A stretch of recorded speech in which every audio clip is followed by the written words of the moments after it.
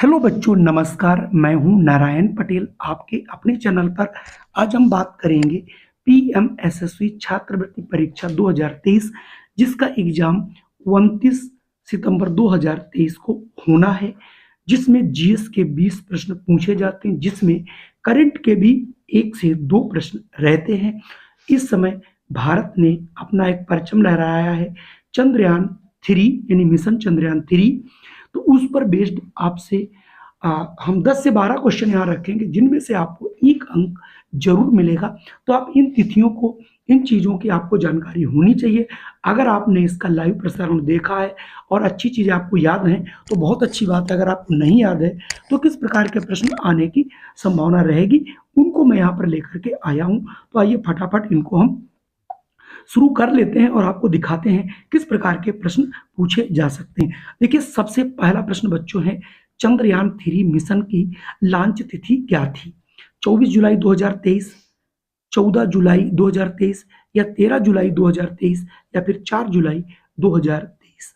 अगर आपने इसको सही पढ़ा तुरंत कमेंट कीजिए, और अगर आपका कमेंट है बी 14 जुलाई 2023 तो आपका आंसर बच्चों बिल्कुल सही है। चलिए बढ़ता हूं मैं दूसरे प्रश्न पर। दूसरा प्रश्न आपके सामने है, जिसे आपने हाल ही में अभी अभी इसको देखा है। क्या? लैंडर विक्रम ने किस समय चंद्रमा की सतह को छुआ? 6:02 पर, 6:04 पर, 6:05 पर या 6:06 पर अपराह्न यानी दोपहर के बाद, यानी समय का वक्त था जिसे सभी भारतीयों ने देखा।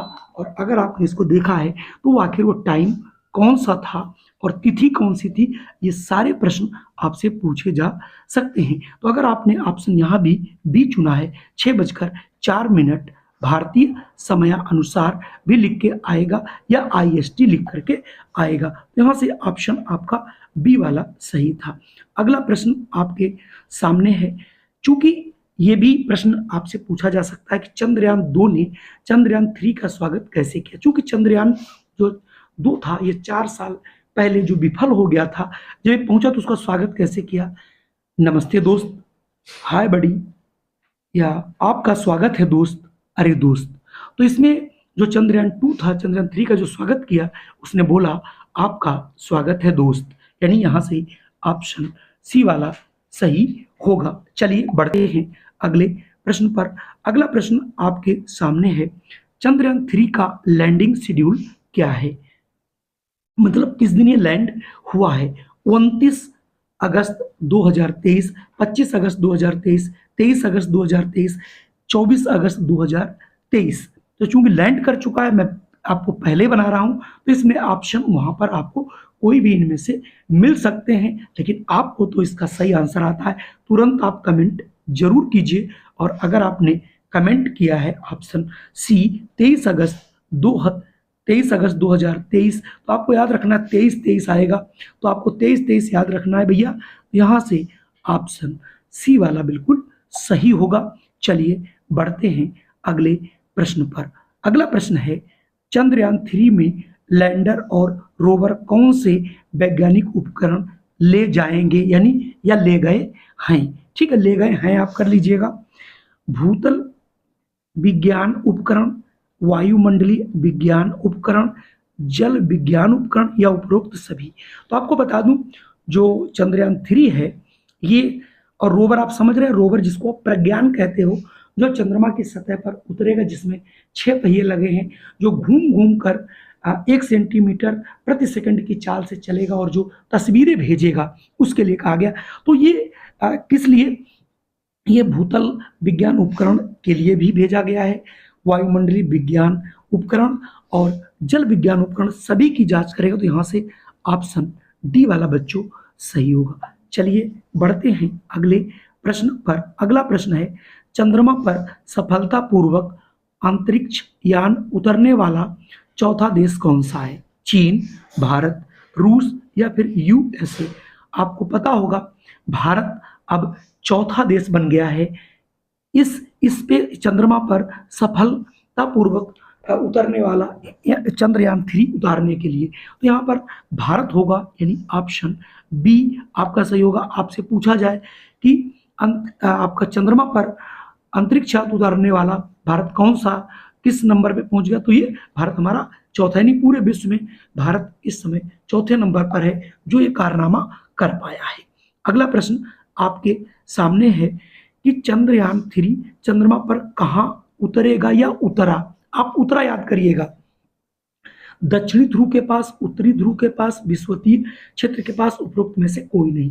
तो इसका अगर आपने आंसर लगाया है, बहुत बार सुना होगा दक्षिणी ध्रुव। और एक चीज और भी याद कर लीजिएगा, ये भारत का जो चंद्रयान 3 उतरा है ये दक्षिणी ध्रुव पर उतरा है। ये विश्व का पहला देश बन गया है जिसने दक्षिणी ध्रुव पर चंद्रयान को उतारा है। अभी तक जो 3 देश थे उन्होंने कभी भी दक्षिणी ध्रुव पे नहीं उतारा है। तो इसलिए एक क्वेश्चन और बन जाएगा कि दक्षिणी ध्रुव पर ये पहला देश भारत बन गया है। ऐसा भी प्रश्न पूछा जा सकता है। अगला प्रश्न है चंद्रयान 3 का कुल वजन कितना है?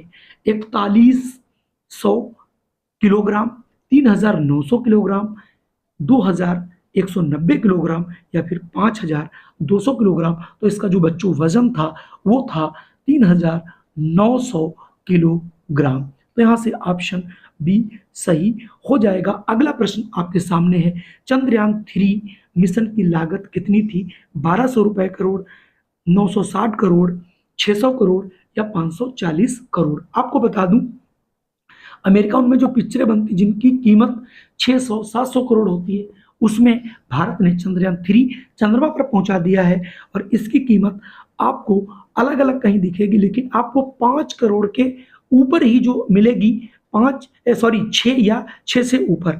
तो आपको यहाँ पर याद रखना है 600 करोड़ या 615 करोड़, कहीं कहीं इसकी कीमतें अलग अलग लिख करके आ रही हैं लेकिन आपको याद रखना है 600 के अगल बगल का ही आंसर यहाँ पर लेना है।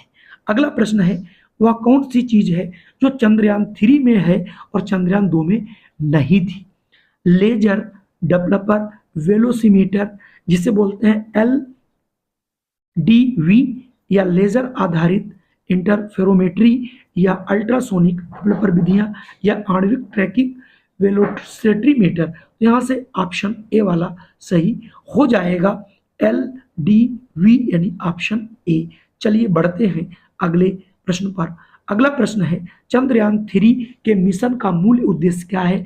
रोवर को चंद्रमा पर घूमते हुए प्रदर्शित करना और चंद्रमा की सतह पर सुरक्षित और नॉर्मल लैंडिंग का प्रदर्शन करना, यथास्थान वैज्ञानिक प्रयोगों का संचालन करना या उपरोक्त सभी? तो आपको जानकर खुशी होगी कि जो चंद्रयान 3 का जो मूल उद्देश्य है ये सारे हैं कि रोवर को चंद्रमा पर घूमते हुए प्रदर्शित करना और चंद्रमा की सतह पर सुरक्षित नॉर्मल लैंडिंग का प्रदर्शन करना, जो आपने देखा, यथासंभव वैज्ञानिक प्रयोगों का संचालन करना और ये उपरोक्त सभी। तो यहाँ से ऑप्शन आपका डी वाला बच्चों सही होगा। शायद आप लोग भी यही आंसर लगाए होंगे। आपके सामने एक और प्रश्न है कि चंद्रयान 3 के लिए किस लॉन्चर का उपयोग, यानी जो जिसे लॉन्च किया गया, जो ऊपर पहुंचाने के लिए कौन जो यंत्र था उसका नाम क्या था? GSLV, GSGVSM या फिर GSLV MK3 या फिर PSLV? तो आपको याद रखना जिसमें 3 आ जाए, GSLV MK3 ये लॉन्चर का नाम था। अगला प्रश्न आपके सामने अंतिम प्रश्न है जो आपसे पूछा जा रहा है और संभवतः यहीं से आपको प्रश्न सारे मिल जाएंगे। चंद्रयान 3 मिशन में रोवर को क्या कहा जाता है? विक्रम, भीम, प्रज्ञान या ध्रुव? चूंकि वैज्ञानिक भारतीय हैं तो उन्होंने इसका नाम रखा है प्रज्ञान, और प्रज्ञान का मतलब ही होता है बुद्धिमान। ठीक है, तो कुल मिला के आज के ये हमारे यहाँ पर 13 प्रश्न है। संभवतः ये आपको प्रश्न जरूर पसंद आए हैं। अगर ये आपको वीडियो पसंद आया हो तो लाइक कर दीजिएगा और अगर चैनल पे पहली बार हैं तो इसे सब्सक्राइब कर लीजिएगा और अपने इष्ट मित्रों को ज़्यादा से ज़्यादा शेयर कीजिए जिससे मेरा मोटिवेशन बढ़े और हम आप तक एक बहुत अच्छे प्रश्नों का गुलदस्ता ला सकें और आप अपनी स्कॉलरशिप प्राप्त कर सकें। जय हिंद, वंदे मातरम। फिर मिलता हूँ नई वीडियो में।